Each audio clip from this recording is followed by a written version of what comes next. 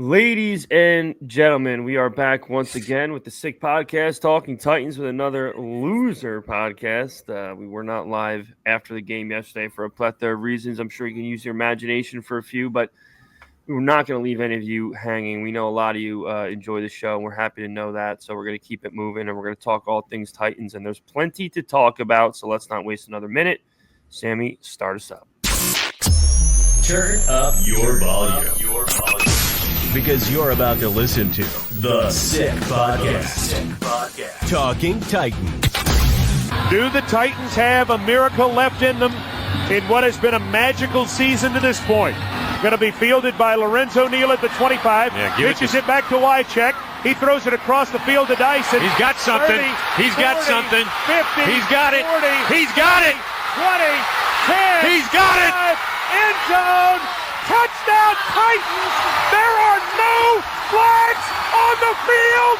It's a miracle. Tennessee has pulled a miracle. The sickest Tennessee Titans podcast. Sick! It's going to be sick. Ladies and gentlemen, once again, welcome back to another edition of Sick Podcast, Talking Titans. I'm joined by Mr. Jarett. Vinny will be back soon. He is in the middle of an addition to his family. We're all very excited about that, so we wish him and his new child and wife the best, and we will see him soon. But nevertheless, let's jump into it once again. We come to you after another embarrassing loss. I mean, now, Jarett, we're talking about losing games in which the opposing quarterback is embarrassed to win. That's how embarrassing we are, that a 37-point game that the Bengals had. You saw Burrow talking to his head coach saying how embarrassed this was. I mean, we really are. Maybe the Giants might be in the conversation, but we're one of the two worst teams in the NFL. And it's just a very, very bad situation that continues to get worse. And we think it can't get any worse, and it continues to get worse. So I'll dip a little deeper into my analysis. But, of course, as I always do, I'll turn it to you.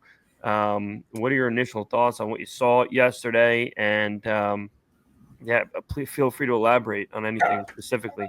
I mean, it's embarrassing for one. I thought I had confidence in Brian Callahan. I said I was not going to say anything about Will Levis until the end of the season. That wholeheartedly changed after yesterday, because another 3-interception game, another abysmal play calling, guys with the route concepts, just not getting guys open and creating space for them to catch the ball. It's just bad football all the way around. I mean, me and Vinny talked about it the other day on Thursday about how we're going to win this game. The keys to victory is obviously containing Burrow. We contained Chase. He did not have a touchdown, but he still went off. And stopping Chase Brown. We didn't do anything on the defensive side of the ball. And then on the offensive side of the ball, the keys to victory was, try to take some shots down the field. That didn't happen. I think the Bengals secondary let up 14 touchdowns in the air, so they had another weak secondary, just like the Colts. And the Colts game, we didn't expose that either. We didn't expose it this game. And the same thing with the run. We had two rushing touchdowns, but still, the ground game really wasn't effective as much, which didn't lead up to any of the passing game with the play action either. I mean, just Will Levis, when he's looking at a field, and I clipped a video of myself. And they're gonna post it too. I clipped a video of myself on draft night when we drafted Will Levis, and I did an analysis on him because I watched tape on him that night and prior to that, because I had a feeling that we were going to draft him at some point, whether it be the first round or come back into the second round. And I said he has frozen eyes and he anticipates the throw and he's a statue in the pocket. And that's exactly what we're seeing right now in Will Levis. There's no progression. He looked good for 4 straight weeks, but then we're back on the downswing. We can't keep doing this. We need consistency in the NFL. I mean, you're not a rookie anymore. You're almost 26 years old. You have to have that concept. It's all here. If you don't have it here, you're not an NFL quarterback. You can have all the talent in the world, arm strength, throw the ball 70 yards. We talked about this on and on and on in this podcast. If you don't have it in your head, in your brain, it's not going to go well for you adapting to this offense. So I'm wholeheartedly out on Will Levis. I don't care if they start him or if they finish the year with Mason Rudolph. Either way, it doesn't matter to me. We have three wins. I just want to see progression.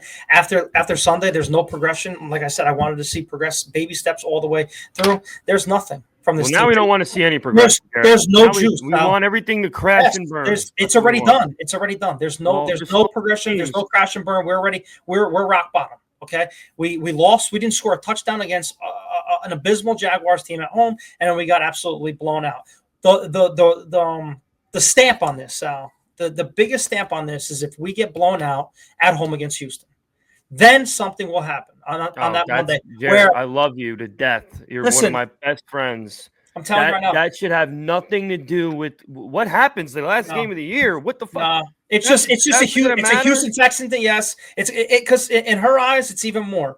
And I don't know if we can put the blame on her either. Yeah, I know you're a big advocate of her. I'm a big advocate of her. But you know what? Trusting these guys in Rand Carthon and putting a roster together. Yeah, everything looked great when John Robinson were bringing these guys in. Everything looked great when Rand Carthon's bringing these guys in, but they're not producing on the field.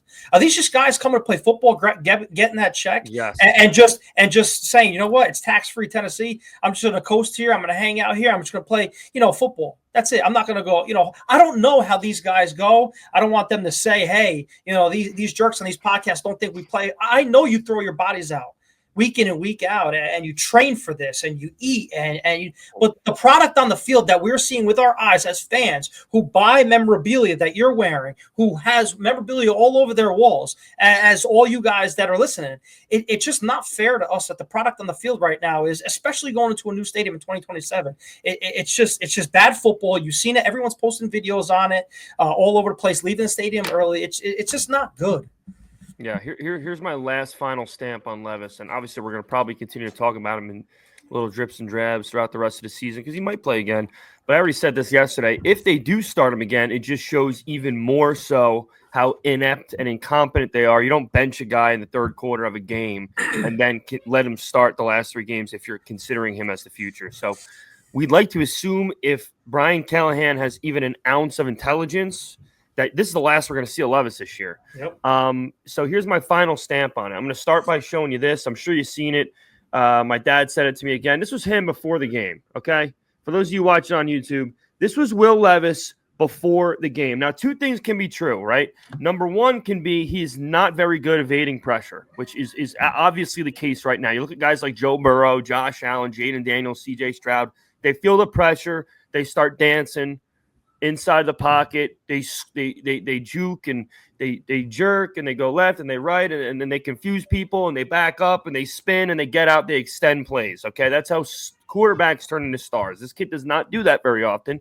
He can roll left. He can roll right. He can throw on the run across his body, make some throws that not many guys can make. But when it comes to pressure surrounding him, he does not know how to get out of that. With that being said, we also know that you can still be a really, really good quarterback in the NFL not knowing how to be a breakdancer in the pocket and make 350-pound guys look silly while they're trying to tackle you. How can you do that? You can have absolute elite level accuracy. You can, get the ball out quick, never hold on to the ball too long, know when you got to throw it away, know when to hit check downs. And if you have a gap in the middle, maybe you punch one through the A gap and run for 20 yards. The issue with this kid is he's obviously hurt. So the 2 can't coexist, right? He is not very good evading pressure. And when he's not healthy, he forces throws, and you saw the product you did yesterday. Now, that doesn't mean, for those of you that are fully out on him, you have a reason not to be. I understand why you are, because you see guys like Joe Burrow, like you just did yesterday, and numerous other quarterbacks that we've seen be able to be a magician when things get dicey in the pocket. And that's what I've always wanted. That's what I wanted from Tannehill. That's what I wanted from Levis. That's not happening here. And is that something that can be taught? Probably not. So with all that being said, do you have a right to feel like we deserve better at the position? Yes. I want to tell everyone that I'm going to see in the comment section that's going to tell me I got to get off the train. I get it. You are 100% right. We don't have a guy that can extend plays at the elite level, but you also have to at least give me the fact that when this kid is healthy, he plays a lot smarter and he does things a lot better. And also, no matter who's behind center, the play calling is abysmal. I mean, Jarett, are we serious? This kid, before he got benched, finished with How many total throws, dude? 12. 12 throw, and then they put Rudolph in. He throws 26 times. I mean, it's. I don't want to hear. I mean, there's just no excuse for that. There's no excuse for that at all because he was fucking 5 for 6 before any of this bullshit happened, and we run the ball 30 times before he started playing poorly. So it's just.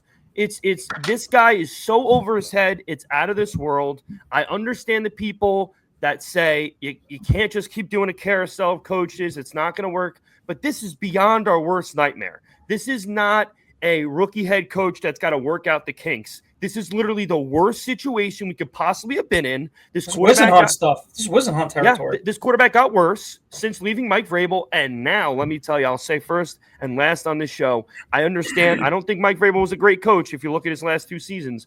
But I understand now wholeheartedly why he did not put this kid up on a pedestal because he couldn't be put up there. Because you could see his head gets too big, he turns into a hero, and this is the kind of football you saw from him in the first 2 weeks. So now, obviously, he became more humble when he had the whole franchise turn on him. But it's just it's a horrible situation that gets worse every week, and I hope he can find the silver lining and hope he can find the light at the end of the tunnel. And I'm gonna turn it to you now. Where do you see this light coming from? I mean, feel free to tell me. Just to keep elaborating on things here. Just a tweet from Teron Davenport here. This is straight out of Brian Callahan's mouth. He said, if they do move away from Will Levis, the possibility benefit would be the guys feel like they put themselves in the best position to win and everybody is held accountable. Okay, so if that's coming from your head coach, in my opinion, they're done with the Will Levis experiment. Okay, if that right there is telling you that's zero confidence in my opinion on Will Levis. That's saying, hey, I took this job, I took a shot on this kid, and man, did I swing and miss. Or the roster's really in turmoil right now. Okay, you have 7 losses by 10 plus points in 14 games this season, and that was per Buck Rising. That's 7 losses by 10 plus points in 14 games. 8 games. Mike Vrabel lost by 10 plus points in 34 games. Just put that in perspective. Yeah. Okay. And you're gonna put all that on Will Levis. It's a massive step back from Mike Vrabel team and roster. And I know they're talking about, we thought this was going to be it wasn't going to be a rebuild. It was going to be like a kind of like a revamp team. This is an absolute rebuild. Going to this offseason is going to have to blow it up at some point. The rebuild hasn't started yet, Jarrett. I hope you know that. Just besides the fact that how a football team with no discipline, Mike Vrabel, can you imagine a Mike Vrabel team having 12 penalties week in and week out almost? 12 penalties. Well, Jarrett, yes, but 12 penalties for 110 yards. Some. And you know what? They fixed it. This is almost consistently now above 7, 12. We've seen the 12 penalties a couple times this year already. 6 turnovers yesterday, 10 total in the game. Sloppy football all the way around. 4 interceptions, 2 fumbles. It's sloppy football. The one thing, though, about the Vrabel situation, and I don't remember who posted it. I'd love to highlight them. I want to say it might have been Titan Upload, but I'm not positive. I mean, we had some really abysmal performances from this football team in the last 2 years with him as head coach. So you might think we might have been better off at this moment with Mike Vrabel, and you would have a lot of valid arguments to make because nobody on this football team gives everything they got for the head coach, and you can make an argument for sure there were a lot of players that loved playing for Mike Vrabel. Nobody cares about playing for this guy. But outside of that, I mean, the guy didn't call plays on either side of the ball. We had some really horrendous performances. The guy allowed Tyler Downing to be his offensive coordinator for about, 2 years too long. So, I mean, there was a lot of bad. This organization did not fire this guy because he sneezed in the wrong direction, the owner. It's just that's not how this went down. Of course, you can look back and say the grass was greener, and you have a lot of points to point at to say that might be the case. But, this isn't a playoff team at Mike Vrabel. I don't think this is a 6-win team at Mike Vrabel. This is just a bad team that doesn't have any leadership and doesn't have any play calling. I mean, people don't understand how important play calling is, not just the actual calls, but what the calls are. Okay, these quarterbacks know where these receivers are going to be going when these plays are called. And if they're not there, yes, I know Will Levis is not the best decision maker in the world, okay? But the lack of scoring we're seeing clearly means that this guy is not doing what needs to get done. How many more weeks does he need for things to start clicking and say, oh, let me do this now. Let me do this now. Maybe this will work. Nothing's working. So it's just like you want to talk about the definition of insanity. There should be a big fucking huge picture of our whole fan base next to that, because we think that we're going to keep doing the same things and things are going to get different. You're going to bring Shedeur Sanders in. You're going to bring Cam Ward in here. Okay, they might extend a couple plays. They might make some throws like Joe Burrow made yesterday to put you on a 3rd and 8 and get you to first down and get you a touchdown. But at the end of the day, the coach that makes the decisions, they're going to have a huge impact on every single game. And with this guy with the headset, I mean, come on. I mean, oh my God. It's a nightmare. I'm like sick of the argument too, like Dan Campbell and I even brought it up with Kyle Shanahan and all these other guys. Everyone's looking for the next McVay. Everyone's looking for the Sean McVay too, and Matt LaFleur. I mean, they're all looking for these guys and be innovative. But you know what? The guys that are keep winning football games, Sean Harbaugh, like you said it, Mike Tomlin, they've been there and they're okay winning the 17-10 football games. That was us at one point. Okay, like Vinny says too, it's the grass ain't always greener. Yes, I understand that. We wanted innovation football where we wanted to throw the ball down the field. But when you really think about it, Sal, we need guys, and plain and simple, we need guys that are assholes. Okay, yeah, divas. To me, we have too many. Like pretty boy attitude kind of guys that are like, all right, give me the ball, whatever. Like, the Treylon Burks and the Will Levis going out with a, kissing, sucking his pinky for, the mayo taste is great and everything. We need asshole football players, the divas, to say, give me the ball. I got this in rough times. We need that quarterback like Josh Allen, like Joe Burrow, like Jalen Hurts, all these guys with attitudes that say, with the game on the line, give me the ball. I'm going down the field and scoring a touchdown. We don't have that. Okay? Nope. We don't have dogs and playmakers anymore. So culture-wise, it needs to change. And when you bring a guy like Shedeur in and a Cam Ward in or a Travis Hunter in or any of those guys in there, those guys have attitudes. They're dogs and they're performers. So when they had the ball in their hand, magic happened. So we need to bring that back to this team because we had Derrick Henry, who wasn't a loudmouth, but you know what? He was a dog. We had Kevin Byard. Respect of everyone on that sideline. Exactly. We had AJ Brown. We had Taylor Lewan. We had guys who had mouths. This locker room is so damn quiet, and you guys can say whatever you want about us going back to those were the days. Those were the days. But you know what? We had a great core, and we need to bring a core and a culture back to Tennessee Titans football. And one thing about Dan Campbell, again, because you bring it up, I hear his name every day. Dan Campbell doesn't call plays. Okay, he used to call plays. Now a guy who's going to be the number one target for a head coach next year, he's the one calling the plays. Is he a motivator? Yes.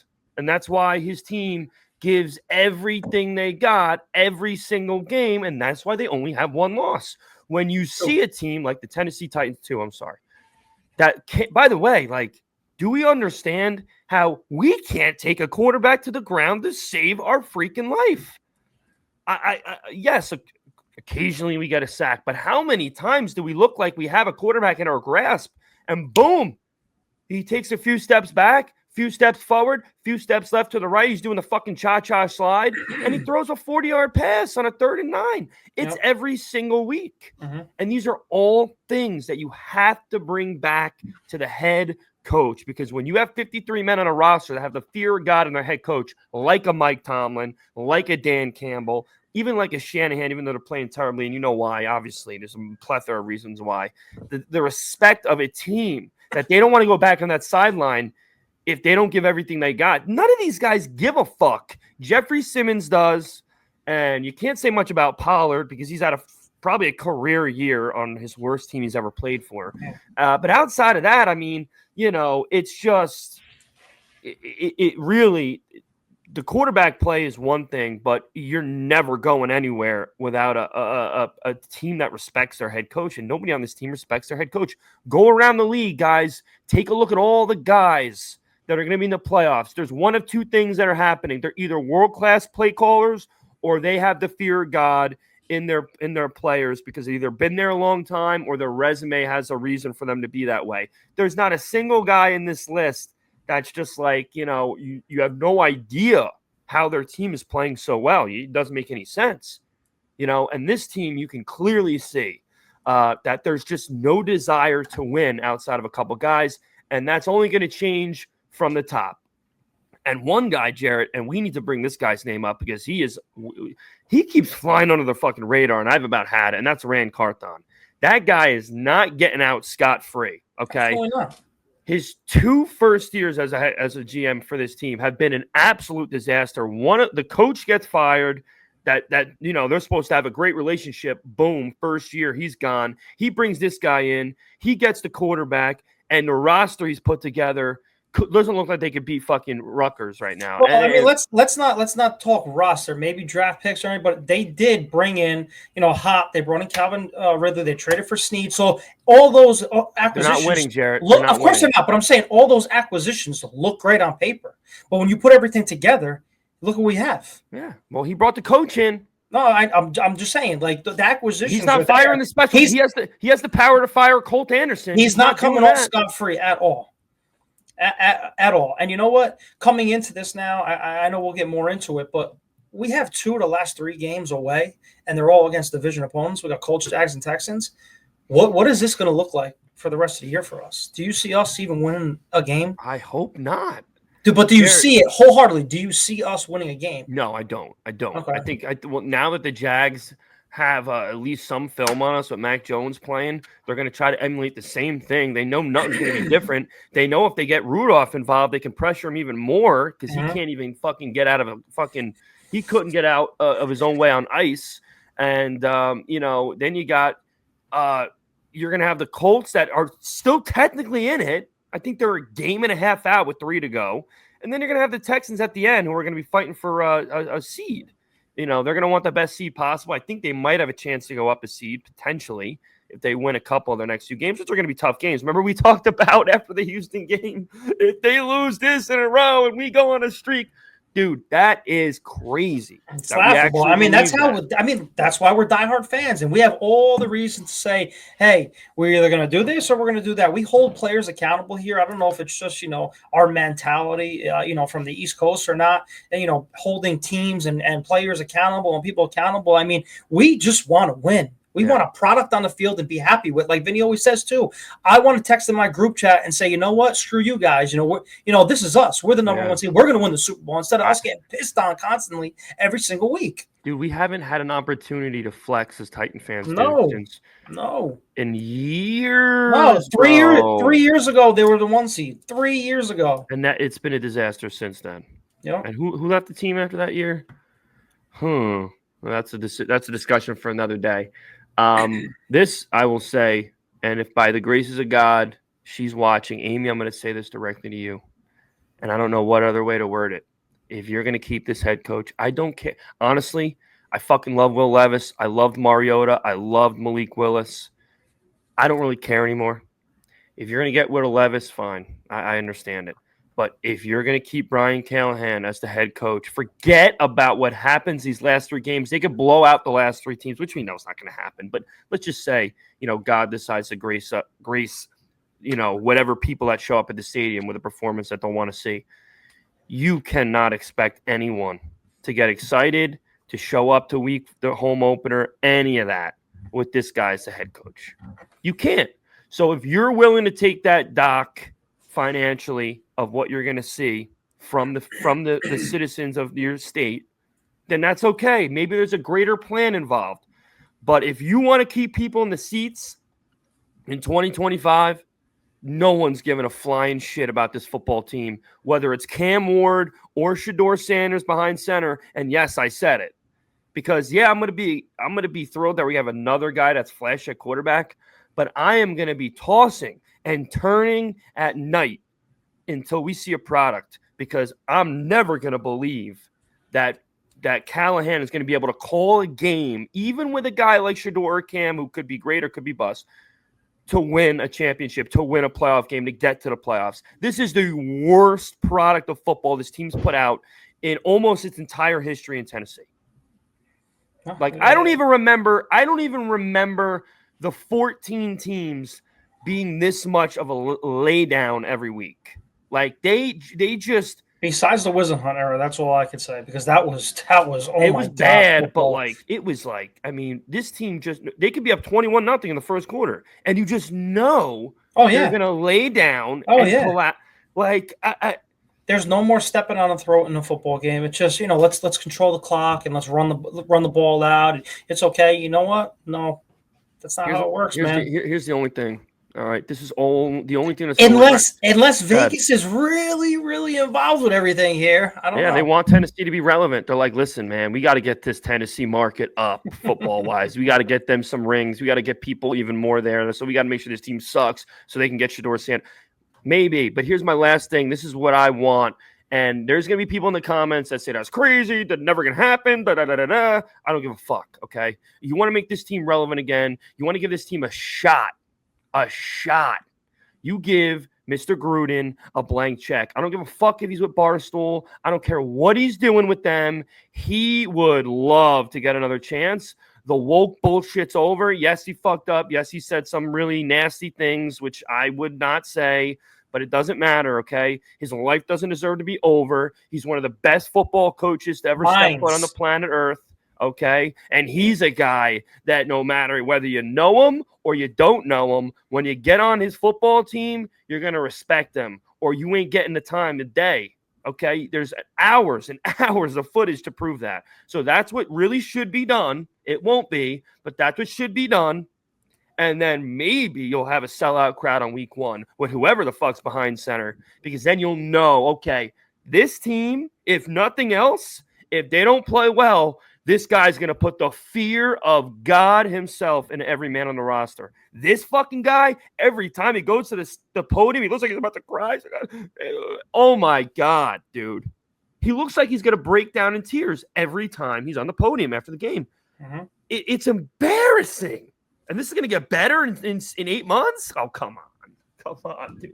No, listen, the Gruden idea is a great idea. I mean, I didn't even think about that. I mean, just seeing him on there. I mean, he's a great football mind. He's got links throughout the whole entire NFL, NFL camps. So, I mean, I would definitely not be opposed to that. But if they do move on, which I don't see it happening. But if they do, I would love a veteran head coach. I've been telling you, I'm sick of the new head coaches trying to find the next one. I want a veteran head coach, or bring in a guy to help Brian Callahan. It's Johnson or it's a solid veteran. There's no in between. There's no in between. You either get the best player caller in the National Football League with miles of receipts to show for it, or you get a guy who's already won a championship and has one of the best pedigrees in the National Football League as a head coach. There's no in between. There's no, unless you just, again, don't care about, the level of notoriety the Titans have. Like teams like Carolina, Arizona, they don't really give a fuck. Listen, Arizona got the best receiver they thought in the draft. That should bring a little spunk to their city, but he's not doing too well. The point is, these organizations, they just go through the motions, okay? They don't really give that much of a fuck about how many people go to their games, this, that, and the third. They do the bare minimum. If this team wants to do the bare minimum, then fine. You're not going to get the revenue you're looking for, and this is just going to be a traveler's destination. But if you want people to take you seriously, if you want Miss Amy Adams-Strunk to bring some pride to the team that your father loved very, very much and wanted nothing else but to have a championship that he could bring to Houston and then Nashville, then you got to show it. And the worst team in the NFL that's taken maybe the biggest nosedive of any team over the past 3 years, if you're going to allow this head coach to do it all again with our fingers crossed, he's going to start realizing, hey, maybe when I'm down 17 on the road in the first half, I should go for it. I'm in the red zone rather than, 20, whatever the fuck they were down, 27, whatever they were down. That's not just going to come to you after another year in the league.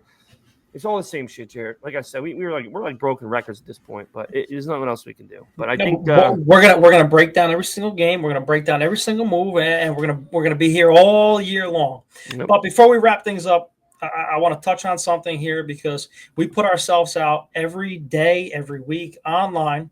Okay, and what happened to you? You don't have to make a comment at all, because what happened to you shouldn't happen to anybody on any platform, on any social media account, because it's straight bullshit. Okay. when somebody puts themselves on the line and says free speech, like we're talking about a football team because we care so much about it, and we're talking, about Titans football or without anything. If you disagree with me, which we do on the show all the time, I disagree with Vin. You disagree. We all disagree with each other. You disagree with our families. We don't go out there and try to expose somebody and expose someone's life, expose things where people live, and look people up to expose them, which is absolutely wrong. So just people be better, because it's absolute bullshit what happened to you yesterday, and it shouldn't happen at all just because we have opinions and you have opinions on a football team. It's a football team, guys, that we're talking about. It's not anything else. We're talking about a football team that we care so much about. Shit like that shouldn't happen, and it shouldn't happen regardless, on any social media site. So just, be better. Just like everybody says, like Pat McAfee says, tell a friend, love a friend, just be better. All right. I appreciate you saying that, Jared. I do, and that's why I consider you one of my best friends. I could see the passion behind you saying that, and it really means a lot. I don't mind bringing it up real quick. Some low life decided to search my name. He got my mother's name, and he posted a picture of my mother's home on Twitter. And although I wasn't too nervous about it after about the first 5 minutes, because I'm like, these people, they're trying to get a rise out of you. But it was a shocking thing to see. And it definitely, I've had some blood pressure issues, and it did not help that at all driving home yesterday. But I'm gonna try to do things a little differently now, and I shouldn't have to, but it's just like until things kind of settle down a little bit, it's just not worth it. Some of you guys, not all of you, but there's a select few of you that are really struggling, I guess, with your own lives, and feel the need to put as much stress on other people's lives, I guess, to make you feel a little better about what's going on in your own, because nobody that's living a happy life that they're thrilled about would do things like that. We can definitely disagree to agree. I mean, that's what we're here for. I mean, yeah, I don't care that we disagree. The comments are great. If we disagree, we're going to talk about it, because that's what we're doing here. Yeah. So I pity that individual, and I hope God seeks them and things get better for them, because you got to have a really, really disappointing life to be able to go to that extent to get someone upset. So with all that being said, again, Jared, I appreciate you. Before we do wrap up, got to give, of course, we should have done this before, but we got to give a special shout out to our great sponsors over at DraftKings. So let's start that now. The NFL season is rolling along, and the contenders are separating from the pack. And we know that for sure as Titans fans, because we are not part of such pack. But the one thing that hasn't changed this season is DraftKings Sportsbook, an official sportsbook partner of the National Football League. It's the number one place to bet touchdowns. We don't care how they get them. We want to bet them, and touchdowns, and DraftKings the best place to do it. Here's a reason for new customers to do so: a touchdown dance of their own. Bet $5 to get $150 in bonus bets if your bet wins. Score big with the DraftKings Sportsbook app, the number one place to bet touchdowns. Use code SICKSPORTS. Again, that is SICKSPORTS for new customers to get $150 in bonus bets if your bet wins when you bet just $5. Only at DraftKings. That crown is yours. Gambling problem? Call 1-800-GAMBLER. In New York, call 877-8-HOPE-NY or text HOPE-NY 467-369. In Connecticut, help is available for problem gambling. Call 888-789-7777 or visit ccpg.org. Please play responsibly. On behalf of Boot Hill Casino and Resort in Kansas, 21 and over. Age and eligibility varies by jurisdiction. Void in Ontario. Bet must win to receive reward. Bonus bets expire 168 hours after issuance. For additional terms and responsible gaming resources, see dkng.co/ftball. And before you send us out, I want to end on a positive note, because I shouted you out and your issue, but I also want to bring a positive note and just shouting out Vinny. Vinny had a beautiful baby girl. I know Vinny, Sal touched on it in the beginning, but he had a beautiful baby girl on Saturday. He was going to take a little bit time off on the podcast. I don't want to say the name. I'm going to let Vinny take care of all that. So just congratulations to Vinny, and just, show some love in the chat for Vinny. Absolutely. Absolutely. Luckily, his daughter won't have that conscious thoughts of football until hopefully we're in the new stadium. So she won't have to be burdened with this disgraceful team that her father loves so much. But we wish her and her wonderful mother, Alyssa, all the health in the world, as we do for Vin. And we can't wait to get him back. So before we do leave, guys, again, I say it every week. If you've made it to this point, you're a real follower, a real watcher of our show. If you have not subscribed, please do so. If you already have, you got nothing to worry about. But our following has been a little stagnant lately. Maybe it's because our team is pretty stagnant. But nevertheless, all it takes is one click. Hit that subscribe button. Hit us a thumbs up. Give us your thoughts in the comments section. The more, the merrier. The more interaction, the more people will get to see our show, and hopefully we can keep growing, because the more we grow, the better show we can provide to you. So all that's important to us. Make sure you help us out the best you can, and we're going to try to be a big, happy family. So with all that being said, I hope everyone has a wonderful rest of their week.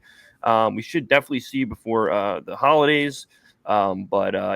Everyone, we got to stick together, and we're going to get through this a day at a time, and hopefully that grass will be greener on the other side. So without further ado, let's tighten ourselves up, and let's send us out. Sammy, you know the drill. And that's a wrap. Hope you don't miss us too much until next time. Follow the Sick Podcast Talking Titans on YouTube, Instagram, Facebook, Google Play, and Apple Podcasts.